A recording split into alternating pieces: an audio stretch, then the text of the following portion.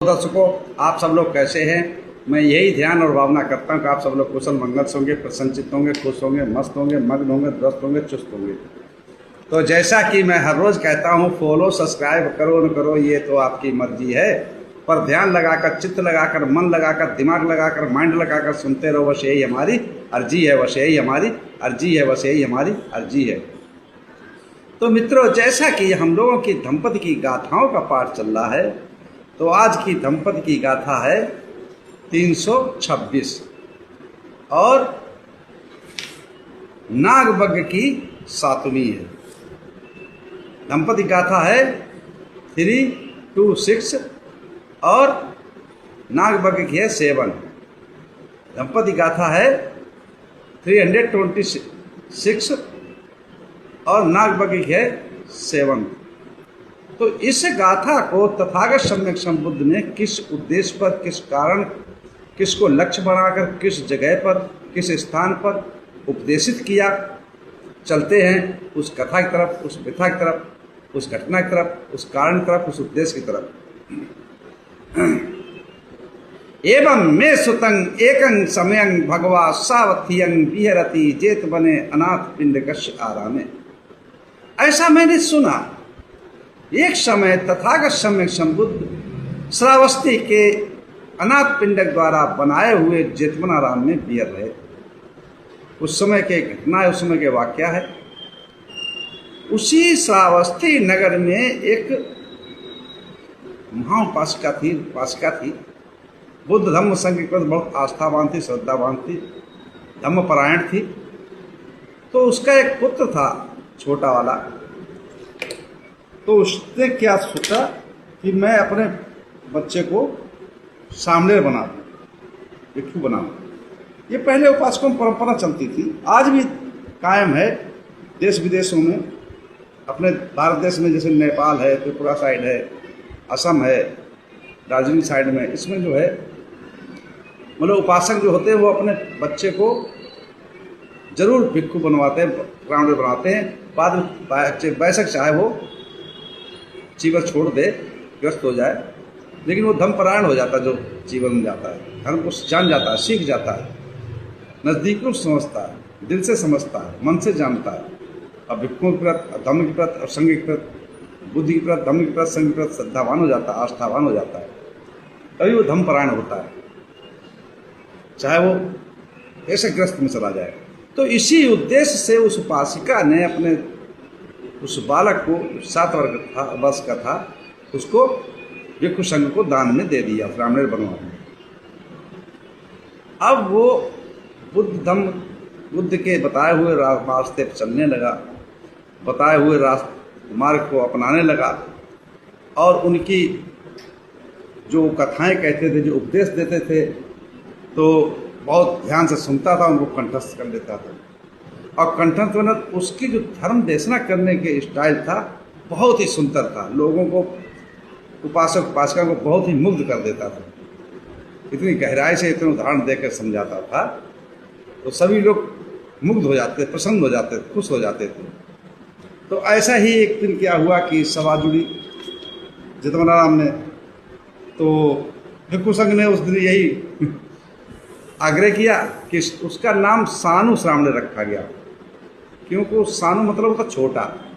आज भी नेपाल में सानु मतलब छोटा होता है, तो सानु श्रावण कहकर बुलाते थे उसको। तो सानु श्रावण को मौका दिया गया, तो उसने बहुत अच्छी तरह से बुद्ध आगमन को उपदेशित किया। बहुत ही प्रशंसा हुई लोगों में, समाज में, उपासक उपासिकाओं में। इस प्रकार से वो जो है उपदेश देने में बहुत माहिर था। धीरे धीरे जब वो जवान हुआ, तो उसके मन में क्या हुआ कि काम वासनाएं जागृत होने लगी। और एक दिन उसने क्या विचार किया कि मैं अब ग्रस्त हो जाऊंगा, घर बसाऊंगा। और जाकर के घर पे पहुंचता है, अपनी माँ से कहता है कि माँ, तो मुझे ग्रस्त वाले कपड़े लिया, मैं जीवन नहीं लूँगा, तो मैं वापस आऊँगा। लेकिन उसकी माँ जो थी वो धर्मपरायण थी, उसके मन में ये विचार था कि ये भिक्खु ही बना रहे, बनते ही बना रहे, लेकिन उसने उसकी बात नहीं, तो उसकी माँ तो जो थी किचन में चली गई।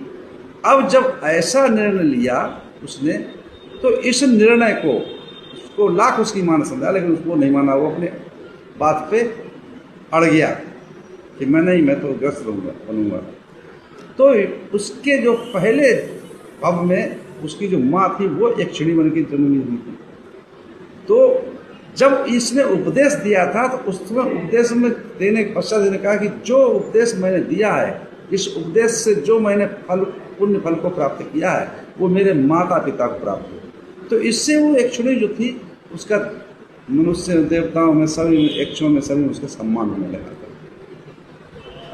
अब वो भी, उसको जब पता लगा ये अड़ गया, ये अगर सामने चीवर छोड़ दिया और ग्रस्त ला गया तो कोई कल्याण नहीं कर पाएगा। उसकी भी इच्छा थी, तो उसकी माँ तो चली गई किचन में, और वो एक्चुअली जो माँ थी पूर्व भव की, वो आकर उसने दबोच दिया, मतलब बीमार कर दिया। अब वो जमीन पर लेट गया, गिर पड़ा और मुंह से झाग निकलने पड़ी और गड़गड़ाने लगा। तो लाख कोशिश की गई, उसके परिवारजनों, इधर कोई वैद्य, कोई हकीम, कोई झाड़ फूक वाला, कोई दूसरी प्रकार सबको दिखाया, लेकिन कहीं कोई ठीक नहीं कर पाया। तो अंत में तो लोगों ने कहा कि ऐसा है, हमारे समझ तो ये आता है कि ये भिक्खु था, बनते था, तो ये धर्म के परायण था, धर्म में ही रहे तभी इसको अच्छा हो सकता है, अन्यथा ये अच्छा नहीं हो सकता है। जब ऐसी बात कही तो उसको कुछ होश आया, सामने को, सामने को जब होश आया तो उसके समझ में आ गया कि हाँ, तो मैं गलत रास्ते में जा रहा था। तुरंत उसने चीवर को संभाला और जाकर जेतवनाराम में पहुंच गया। और अपने जेतवनाराम में जब पहुंची, इस बात को तथागत सम्यक संबुद्ध अपने चित्तानुपස්සने के हिसाब से देखते थे, देखा, जाना कि ऐसे ऐसी। जब उनको ज्ञात हुआ तो उन्होंने सानु श्रामण को बुलाया और कहा, क्या कहा, उसी समय इस गाथा को कहा तथागत सम्यक संबुद्ध ने। कौन सी गाथा कहिए, आइए सुना। इदं पुरे चित्तमचारि चारिकं ये निच्छकं यत् कामं यथा सुखं तदज्जघं निगहे सामी योनिसो हथे पविन्नं बिय अंकुशगहो। पहले ये मेरा चित्त मनमाना जिधर मर्जी दौड़ता था, भागता था, स्वच्छंद था, उसे आज मैं अच्छी तरह से अपने बस में करूँगा, लाऊंगा। जैसे मदमंत हाथी को उसका महंत जो है उसको बस में बर्ची लेकर के, अंकुश लेकर के कब्जे में रखता है। अब समझिएगा, तो तथागत सम्यक संबुद्ध को समझाया कि तुम्हारा जो मन था वो इन भौतिक सुखों की तरफ भाग रहा था। स्त्री हो कि बच्चे हो कि घर हो कि मकान हो कि परिवार हो कि गाड़ी हो कि घोड़ा हो, ऐसा बिजनेस हो, इन चीज़ों में सुख ढूंढ रहा था। इसलिए तुम गिरफ्त होना चाह रहे थे। तुम्हारा मन को तुमने कंट्रोल नहीं किया। तुम धर्म दर्शन अच्छी करते हो, लेकिन तुमने अपने मन को, अपने चित्त को, अपने माइंड को, अपने दिमाग को कंट्रोल नहीं किया। अभी तक तो ये स्वच्छंद था, अब जो है इसको कंट्रोल करो, इसको अपने बस में करो, उसको दमन करो। जिस प्रकार से मदमंत हाथी को एक जो है महावत उसको कंट्रोल करता है अंकुश लेकर के, और कंट्रोल करने के पश्चात उसको अंकुश के साथ में रखता है कि कहीं बिगड़ ना जाए। इसी प्रकार से अपने मन को अंकुश पे रखना है, अंकुश की तर्ज पर कंट्रोल में रखना है, तब ये चित्त तुम्हारे वश में रहेगा। तब तुम जहाँ चाहोगे वहाँ जाएगा। तब तुम ध्यान, साधना, विपश्यना, मेडिटेशन, समाधिस्थ हो सकते हो। अन्यथा चित्त तुम्हारा एकाग्र कभी नहीं होगा। क्यों? अभी तक तो स्वच्छंद रहा, मनमाना जिधर चाहा उधर गया, उधर भागा, काम वासनाओं में, काम भोगों में, भौतिक सुखों में। ये भौतिक सुख नहीं है। ये आज है तो कल नहीं है। कोई चीज़ आज हमने मिली तो खुश हो गए, कल वही चीज़ नहीं मिली तो दुख। हमने जिस चीज़ की इच्छा की वो चीज़ नहीं मिली तो दुख। मिल गई थोड़ी देर के लिए सुख, उससे अच्छी चीज़ और देखी वो नहीं मिली तब दुख। तो संसार में दुख ही दुख है। तो चित्त को बस में करो और अपने अनुभूतियों को जानो। इसी के साथ मैं अपनी वाणी विराम देता हूँ। आप सब लोग मंगल हो, कल्याण हो, सुखी जीवन हो, निरोगी काया हो, दुख दूर हो जाए, सुख से वास करो, हमेशा प्रसन्नचित्त रहो। आप सब लोगों को मंगल हो, मंगल हो, मंगल हो।